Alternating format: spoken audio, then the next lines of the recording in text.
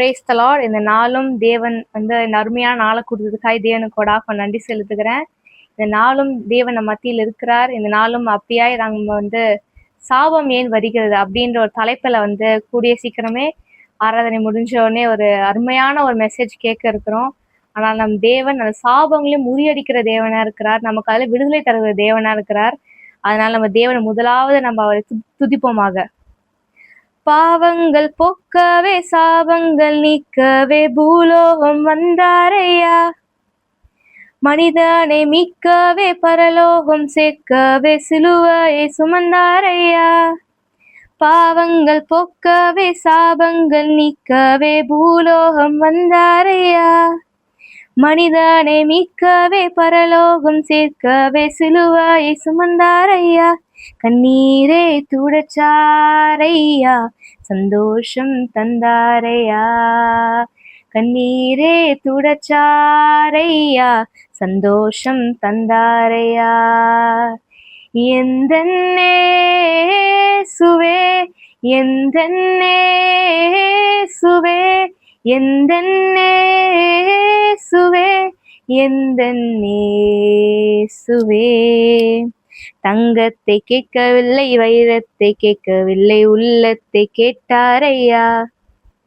ஆஸ்தியை கேட்கவில்லை, அந்தஸ்தை கேட்கவில்லை, உள்ளத்தை கேட்டாரையா. தங்கத்தை கேட்கவில்லை, வைரத்தை கேட்கவில்லை, உள்ளத்தை கேட்டாரையா. ஆஸ்தியை கேட்கவில்லை, அந்தஸ்தை கேட்கவில்லை, உள்ளத்தை கேட்டாரையா. நான் தேடி போகவில்லை, என்னை தேடி வந்தாரையா. நான் தேடி போகவில்லை, என்னை தேடி வந்தாரையா. எந்தன்னே சுவே, எந்தன்னே சுவே, எந்தன்னே சுவே, எந்தன்னே சுவே. தாய் உன்னை மறந்தாலும் தந்தை உன்னை மறந்தாலும் அவர் உன்னை மறக்க மாட்டார்.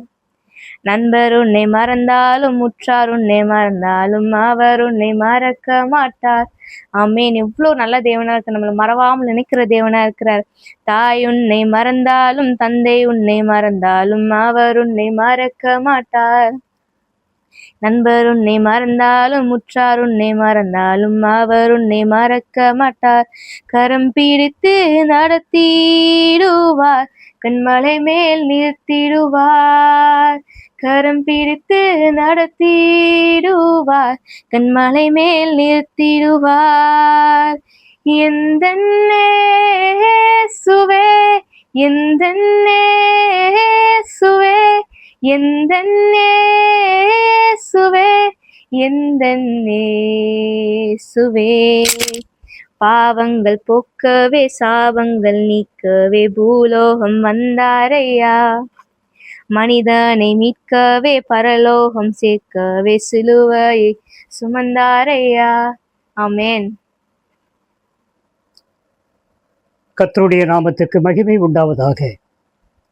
கிறிஸ்துவுக்குள் அன்பானவர்களே, உங்கள் எல்லோரையும் கர்த்தராகிய இயேசு கிறிஸ்துவின் நாமத்தினாலே வாழ்த்துகிறேன்.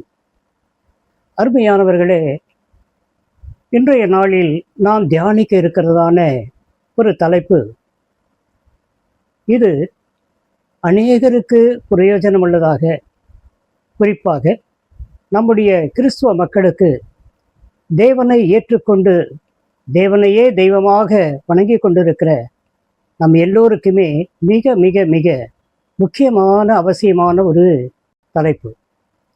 என்னவென்று சொன்னால், சாபம் ஏன் வருகிறது? அநேகருடைய இல்லங்களிலே பார்த்தால் அநேக காரியங்கள் உண்டு. இந்த கடன் தொல்லை என்னை விட்டு நீங்க மாட்டேன் என்கிறதே, இதற்கு நான் என்ன செய்வேன்? எவ்வளவோ பிரயாசைப்பட்டு இந்த கடனை அடைக்க முடியவில்லையே. ஒரு நல்ல வரன் கிடைக்கவில்லையே என் மகளுக்கு, ஒரு நல்ல வேலை கிடைக்கவில்லையே என் பிள்ளைக்கு என்று சொல்லி அநேகர் புலம்புவதை பார்க்கிறோம். மற்றவர்களுக்கெல்லாம் கிடைக்கிறது, எனக்கு கிடைக்கவில்லையே, எங்களுக்கு கிடைக்கவில்லையே, என் பிள்ளைகளுக்கு கிடைக்கவில்லையே. ஏன் ஆண்டவரே, உம்மையே நாங்கள் நம்பி இருக்கிறோம், உம்முடைய ஆலயத்துக்கு நாங்கள் ஒழுங்காக வருகிறோம், வேதம் வாசிக்கிறோம், ஜெபிக்கிறோம், உம்மை துதித்து பாடுகிறோம். ஆனாலும் கூட ஏன் இந்த வேதனை? வியாதிகளிலே படுத்த படுக்கையாக இருக்கிறோமே, எங்களால் ஒன்றும் செய்ய முடியவில்லையே, என்னுடைய வாழ்க்கை இப்படித்தான் இருக்குமா? ஏன் இந்த சாபம்? ஏன் இந்த காரியங்கள் எங்களுக்கு வருகிறது என்று சொல்லி அநேகர் பார்த்தீங்கன்னா நம்ம புலம்புறதை நம்ம பார்க்குறோம். அது உங்களுக்கு நீங்களானாலும் சரி, நானானாலும் சரி, இந்த உலகத்திலே பிறந்த எல்லா மனிதருக்கும் உள்ள ஒரு காரியம். இப்படியாக நம்முடைய சோர்வடைந்திருக்கிற நேரத்திலே அநேக காரியங்களால் நாம் உந்தப்பட்டு, அநேக காரியங்களால் நெருக்கப்படுகிற நேரத்திலே நாம் இப்படியாக புலம்புவது வழக்கம். ஆனாலும் கூட இது எதனால் வருகிறது என்று சொன்னால், பார்த்தீங்கன்னு சொன்னால் சாபத்தால் வருகிறது. ஏதாவது ஒரு சாபம் நம்முடைய தலைமுறை தோறும் இருக்கும். ஒருவேளை நம்முடைய முதலாம் தலைமுறை, இரண்டாம் தலைமுறை, மூன்றாம் தலைமுறை, நான்காம் தலைமுறை என்று இருக்கின்ற பொழுது நம்முடைய தாய் தகப்பனார் செய்த பாவத்திற்காக, அவர்கள் மீது விழுந்த சாபத்துக்காக, அதை போலவே பாட்டனார் பாட்டி என்கிற வகையிலே அவர்களுடைய மூதாதையர்கள் அவர்கள் செய்த பாவத்தின் நிமித்தமாக, அவர்கள் மீது விழுந்த சாபத்தின் நிமித்தமாக, அது தேவன் சொல்லுகிறார், மூன்றாம் நான்காம் தலைமுறை மட்டும் நான் விசாரிக்கிறவராக இருக்கிறேன் என்று சொன்னதினாலே அந்த மாதிரியாக அந்த சாபங்கள் நம்முடைய தலைமுறையாக வருவதற்கு வாய்ப்பு இருக்கிறது. அநேகமான சாபங்கள் அப்படித்தான் வருகிறது. ஆனால் நம்முடைய தவறுக்காக நம் மீது விடுகிற சாபங்களும் உண்டு. அப்படிப்பட்டதான ஒரு சாபத்தை நாம் ஏற்றுக்கொள்ளக்கூடாது. ஏனென்று சொன்னால், நாம் அந்த சாபத்துக்கு உட்பட்டோமானால், அந்த சாபம் நமக்கு வருமானால் அது நம்மை கூட பாதிக்காது, நம்முடைய தலைமுறைகளை, பிள்ளைகளை பாதிக்கும், பிள்ளைகளின் பிள்ளைகளை பாதிக்கும், அந்த பிள்ளைகளுடைய பிள்ளைகள், நம்முடைய சந்ததிகளை பாதிக்கும், மூன்றாம் நான்காம் தலைமுறை மட்டும் பாதிக்கும். ஆகவே அருமையானவர்களே, அப்படிப்பட்டதான சாபம் நமக்கு வர வேண்டாம். சரி, இந்த வேதத்திலே அப்படியான ஒரு சாபம் அந்த காரியங்களை பார்க்கின்ற பொழுது இன்றைக்கு முதலாவது ஒரு காரியத்தை பார்க்க போகிறோம், ஒரு மனிதனை குறித்து. யார் இந்த மனிதன் என்று சொன்னால், தேவனுக்கு பிரியமான ஒரு மனிதன் தாவீது. இந்த தாவீதை பார்க்கின்ற பொழுது அவன் ஒரு பாவத்தை செய்கிறான்.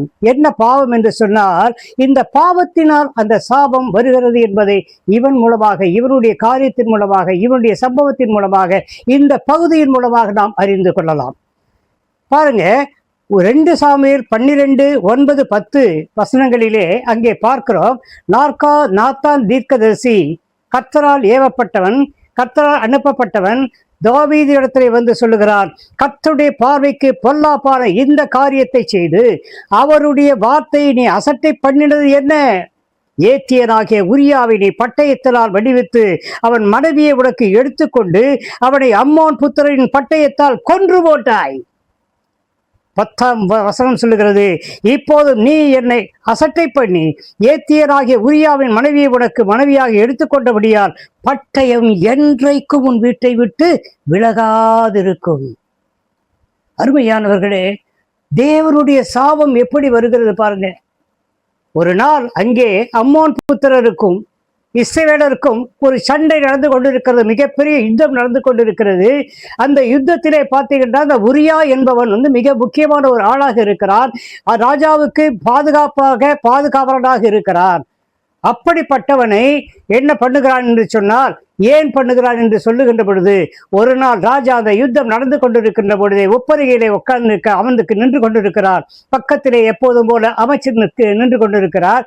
அவன் அப்படி பார்த்து கொண்டு அப்படியே ஒரு சரௌண்டிங்ஸ் எல்லாவற்றையும் உற்று பார்க்கிறான். ஒவ்வொன்று பார்க்கின்ற பொழுது அவனுக்கு பார்த்த சற்று அருகிலே இருக்கிற ஒரு மாளிகையிலே, ஒரு பில்டிங்கிலே பார்த்தீங்கன்னா, அங்கே ஒரு பெண் குளித்து விட்டு தன்னுடைய முடியெல்லாம் அப்படியே இது பண்ணுவாங்க இல்லையா, அந்த மாதிரியாக அவள் நீண்ட கூந்தலாக இருக்குன்னு நினைக்கிறேன். மிக அழகான சௌந்தரியம் உள்ள ஒரு பெண் அங்கே பார்த்தீர்கள் என்று சொன்னால், அவள் ஒப்பருகிற அந்த இடத்துல இருக்கிறார். அந்த பெண்ணை பார்த்ததும் இந்த ராஜாவாகிய தாவீதுக்கு அவள் மீது ஒரு இச்சை வருகிறது.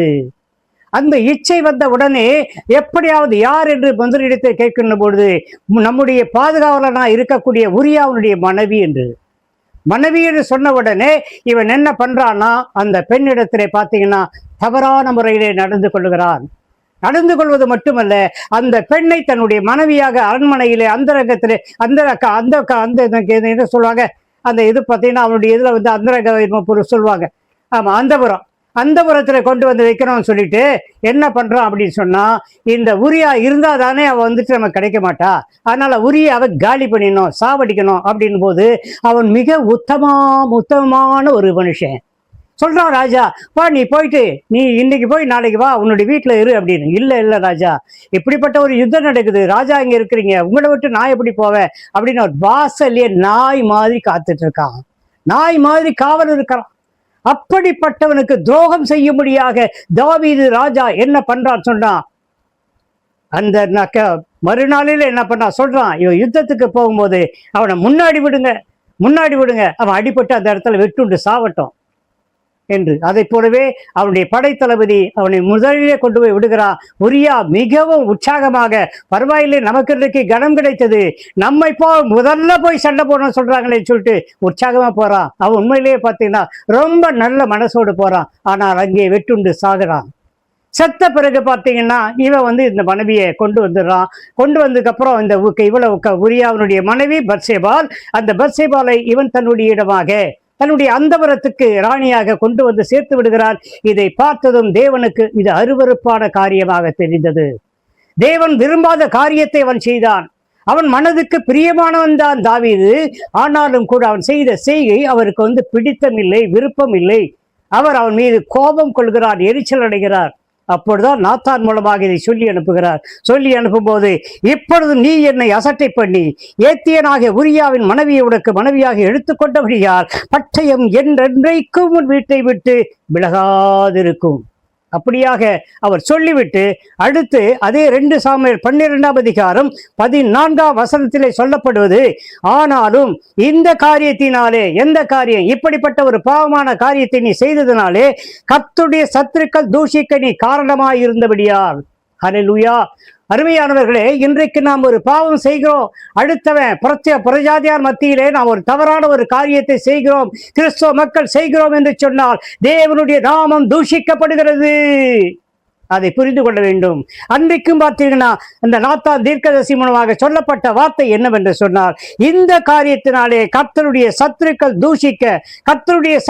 தூஷிக்க, அந்த யாரு சத்துருக்கள், அந்த சத்துருக்கள் அமோனியர், அவர்கள் எல்லாம் சீரியர், அவர்கள் எல்லாம் சேர்ந்து என்ன பண்ணுவாங்க, ஐயோ ஜீவனுள்ள தேவன் அவன் கொண்டு இது பண்ற வணங்குற இவனா இவன் ராஜாவா, இவன் பாரு அடுத்த மனைவி அவனை சாவடிச்சுட்டு இவன் அந்த மனைவியை எடுத்துக்கிறான் அப்படின்னு தூஷிப்பாங்களா இல்லையா?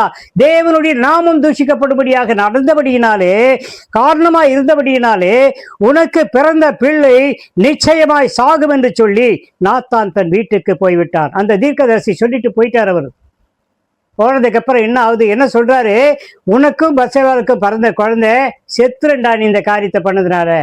இது சாபத்துல பாத்தீங்கன்னா இது அடிஷனலா கொடுக்க சாபம். ஏற்கனவே என்றென்றைக்கும் உன்னுடைய வம்சத்திலே அந்த பட்டயம் காத்திருக்கும் என்று சொல்லுகிறார்.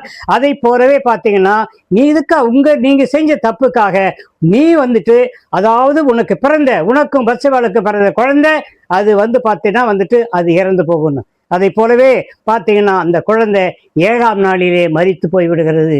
ஒரு ஆண் குழந்தை, அவன் 7 நாள் அளவும் பார்த்தீங்கன்னா உபவாசம் இருந்து ஆண்டவருடைய இரக்கத்தை பெறுவதற்காக அவன் கதறி கொண்டிருக்கிறான், அழுது கொண்டிருக்கிறான், புலம்பிக் கொண்டிருக்கிறான், இரட்டுடுத்தி சாம்பலிலே இருக்கிறான். ஆனாலும் கூட அவன் எல்லாம் சாப்பிடுன்றாங்க, தண்ணி குடின்றாங்க. நோ, அதெல்லாம் முடியாது, என் பிள்ளை எழுந்துக்கணும், என் பிள்ளை நல்லபடியாக வரணும், என் பிள்ளை ஜீவனோடு வரணும் அப்படின்னு. கடைசியா பார்த்தீங்கன்னா அந்த 7ஆம் நாளில் இந்த பிள்ளை மரித்து போகிறது. எல்லோரும் வராங்க, எப்படி சொல்றது இவர்கிட்ட இதை அப்படின்னு. அதுக்கப்புறம் பார்த்தது அவர் புரிஞ்சுகிறார். அந்த குறிப்புணர்ந்து என்று சொல்வார்கள், அதை போல குறிப்பால் உணர்ந்து கொள்ளுகிறார். உணர்ந்து கொண்ட உடனே சொல்றாரு, என்ன அந்த பிள்ளை மரித்து போச்சா, சரி எழுந்துருங்க, எல்லாம் விருந்து பண்ணுங்க அப்படின்னு. என்ன ராஜா இப்படி? ஆமா, இனிமே அந்த குழந்தை என்னிடத்துல வராது, நான் வேண்டுமானாலும் அந்த குழந்தை இடத்துல போவேனே தவிர எனக்கு அந்த குழந்தை இனிமே கிடைக்காது. அதனால என்னன்னு கேட்டா, நான் ஷேவ் எல்லாம் பண்ணிட்டு நல்லா நான் ட்ரெஸ் பண்ணிட்டு நான் வரேன், எல்லாம் விருந்து காயத்தப்படுத்துங்க அப்படின்னு சொல்றார். அருமையானவர்களே, இப்ப பாருங்க, நம்ம விருந்து சாப்பிட்றது முக்கியம் கிடையாது, சாபத்திலிருந்து விடுதலை ஆக்கணும். அப்படியானால் முதலாவது இந்த சாபத்துக்கு ஏற்ற வகையிலே நாம் எந்த காரியத்தும் தேவனுக்கு பிரியமில்லாத காரியத்தை, தேவனுக்கு விரோதமான காரியத்தை, குறிப்பாக பாவ காரியங்களை, இச்சைக்குரிய காரியங்களை செய்யக்கூடாது. அப்படி செய்யாமல் இருந்தால் எந்த ஒரு சாபமும் நமக்கு வராது. இது நம்மேல் விழுந்த சாபம். அது மாத்திரமல்ல, இதே சாபம் பாத்தீங்கன்னா வழி வழியாய் ஜெனரேஷனாய் அது வரக்கூடியது. அது பார்த்தீங்கன்னா 3ஆம் 4ஆம் தலைமுறை மட்டும் வரக்கூடிய சாபம் உண்டு. அந்த சாபத்துக்கும் தேவனிடத்தில் நாம் வீட்டு கட்டப்படுது. அந்த சாபம் நம்மை விட்டு விலகும். நம்ம வீட்டிலே நல்ல ஒரு களிப்பு உண்டாகும், சந்தோஷம் உண்டாகும், மகிழ்ச்சி உண்டாகும். நாம் அந்த பாவத்திலிருந்து விடுதலையாகும், சாபத்திலிருந்து விடுதலையாகும். அதைத்தான் அருமையான பேத்தி கிரண் சோபியா பாவங்கள் போக்கவே சாபங்கள் நீக்கவே பூலோகம் வந்தார் ஐயா. ஆண்டவராக இயேசு கிறிஸ்து எதுக்கு இந்த உலகத்துல வந்தார் என்பதை குறித்து ஒரு பாடலை பாடி நம்ம எல்லோரையும் அது ஒரு உணர்வுக்கு உள்ளாக்கினால் கர்த்தருடைய நாமம் மகிமைப்படுவதாக. ஹல்லேலூயா.